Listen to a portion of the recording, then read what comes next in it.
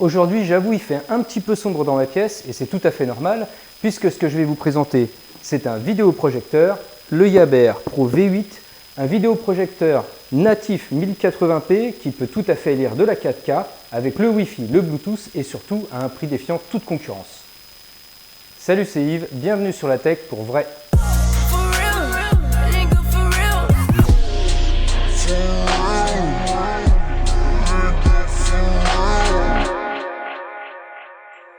Alors, voici notre Yaber Pro V8. Petite précision technique, on est bien d'accord, c'est un 1080p natif qui peut largement lire de la 4K, mais également, il est en Wi-Fi 6 et en Bluetooth 5, très important pour le matériel de nouvelle génération. Autre chose, son prix à l'heure actuelle, et c'est vérifié, vous pouvez voir d'ailleurs le lien dans le descriptif. Le prix actuel sur Amazon, c'est 216 €, et à savoir que vous avez quasiment systématiquement un coupon de réduction de 65 €. Donc on est dans les clous avec un vidéoprojecteur 1080p d'une bonne qualité puisque 450 lumens ANSI aux alentours de 150 €.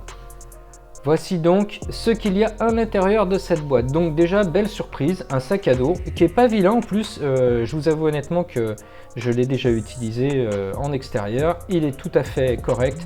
Bien sûr, c'est pas un vidéoprojecteur qui est prévu pour être transporté, mais au moins vous avez un petit accessoire gratuit qui peut vous être utile pour autre chose. Vous avez également un petit kit de nettoyage très pratique avec des petits cotons-tiges et puis une petite chiffonnette en microfibre. La carte de garantie, également un manuel, un mode d'emploi intégralement en français et en plus très bien détaillé avec toutes les infos et les réglages. Donc il faut le souligner parce que c'est pas toujours le cas sur du matériel comme ça, et là ça y est.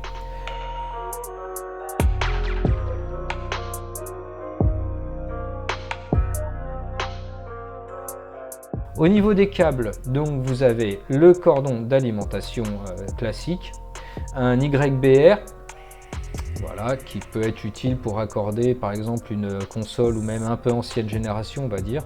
Ça se fait plus trop l'YBR. Et aussi agréablement surpris de retrouver à l'intérieur un câble HDMI fourni, ce qui n'est pas toujours le cas, hein, on peut le dire. Voilà. Mais là, ici vous l'avez. Le petit pied supplémentaire pour pouvoir rehausser le vidéoprojecteur et le régler parfaitement en hauteur. La télécommande, alors qu'il n'y a pas 50 000 choses dessus, mais bon, bouton plus moins, voilà, le pad de contrôle et les piles fournies avec. Encore un petit point positif, on va dire, parce que ça aussi, c'est pas toujours le cas, surtout avec les grandes marques malheureusement.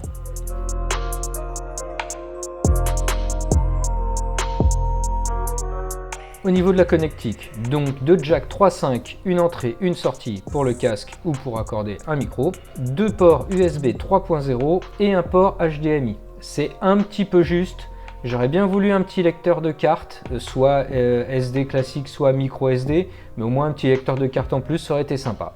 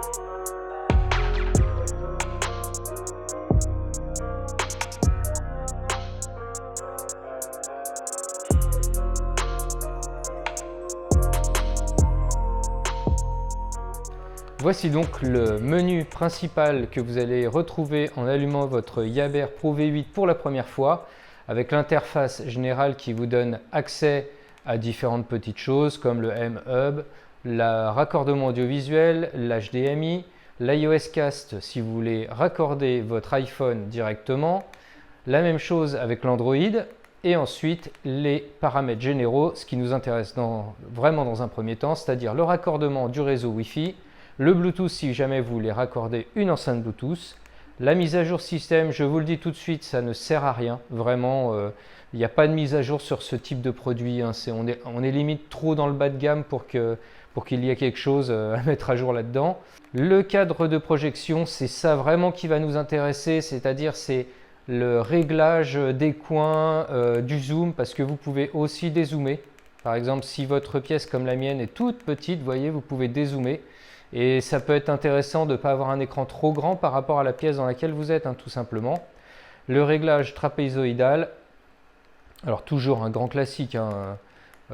Voilà, vous réglez, voilà, si vous voulez régler les angles, je vous montre vite fait. Alors, bien sûr, on est bien d'accord sur ce type de produit, vu que c'est quand même un vidéoprojecteur 1080p, je répète, hein, en natif, hein, qui est vraiment pas cher. On ne peut pas espérer que tous les réglages soient automatiques, hein. Donc on est bien d'accord, on est sur du manuel, hein. On règle tout manuellement. Après, c'est pas très grave, hein, dans l'idée, franchement, hein. C'est pas ce qu'il y a de plus gênant. Une fois que vous l'avez réglé, bien sûr, si vous le déplacez à chaque fois, ça peut être problématique. Mais là, ce n'est pas le cas dans mon cas, je vais vous montrer après.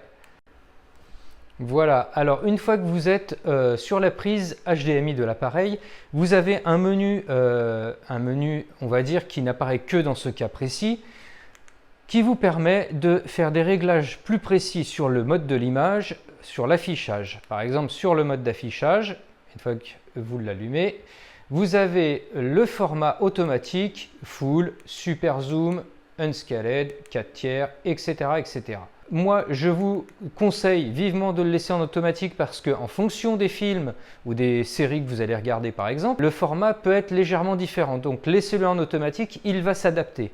Comme vous pouvez le voir, dans le coin en haut à droite, il m'a affiché 1080p. Je vais revenir dans ce menu contextuel, mode image, et là j'ai tous les réglages pour peaufiner au mieux la qualité de ce que je vais voir. Le mode standard, vivide, vous pouvez voir tout de suite. Normalement, vous devez le voir, la différence. Et en plus, vous pouvez même régler manuellement tous ces paramètres. Le mode cinéma, en l'occurrence, qui est peut-être un petit peu plus doux et très intéressant quand vous regardez un film.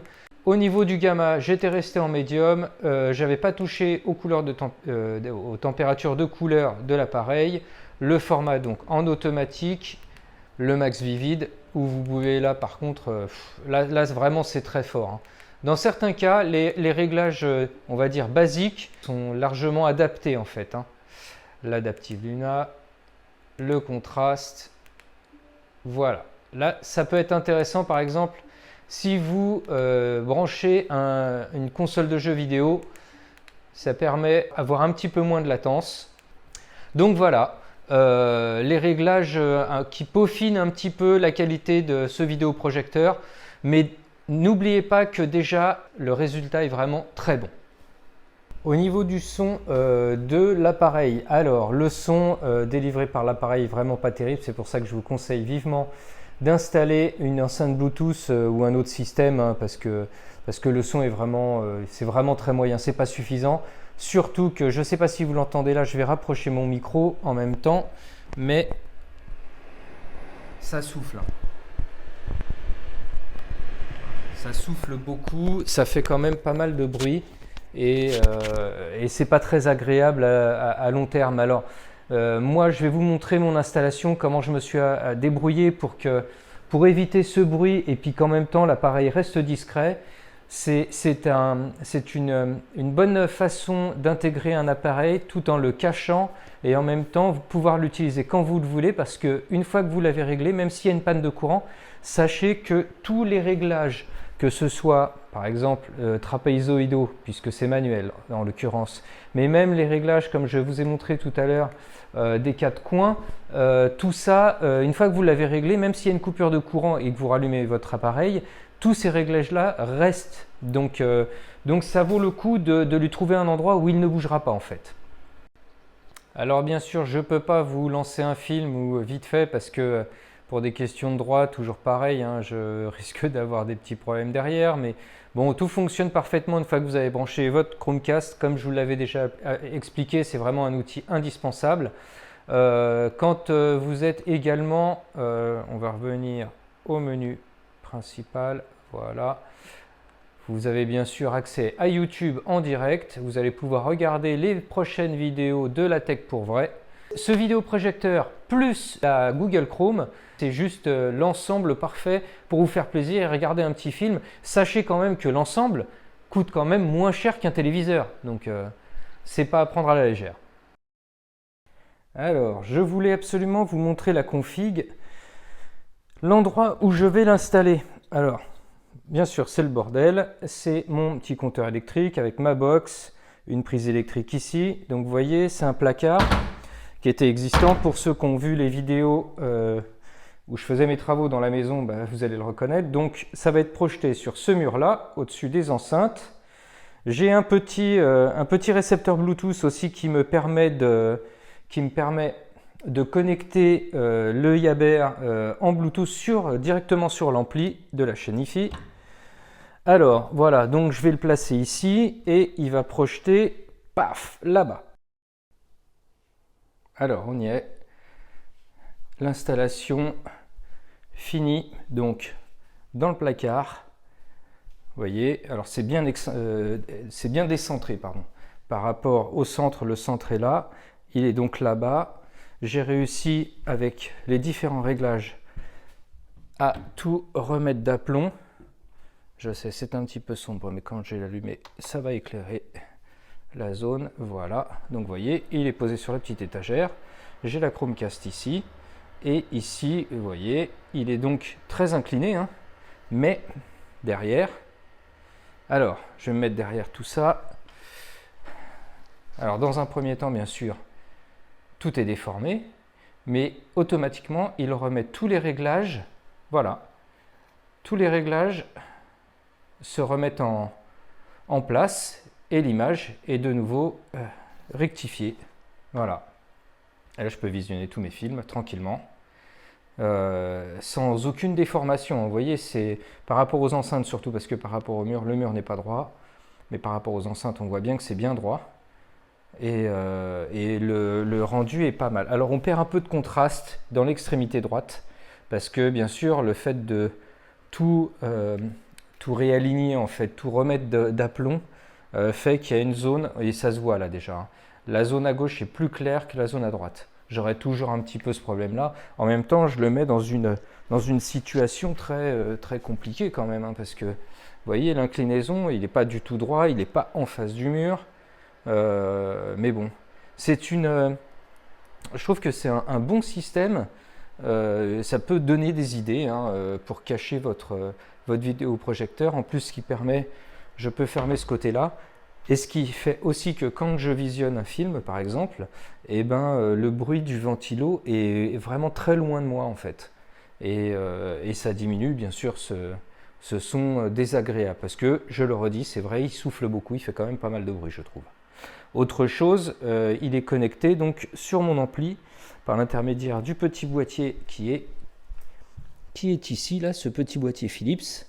Et comme ça, il est connecté en Bluetooth sur l'ampli, ce qui me permet d'avoir une qualité de son de très bonne qualité. Voilà. Je trouvais que c'était plutôt sympa de vous montrer une installation cachée, entre guillemets. Voilà. Pour ce petit Yaber. Il est bien, hein, ce petit Yaber. Ouais.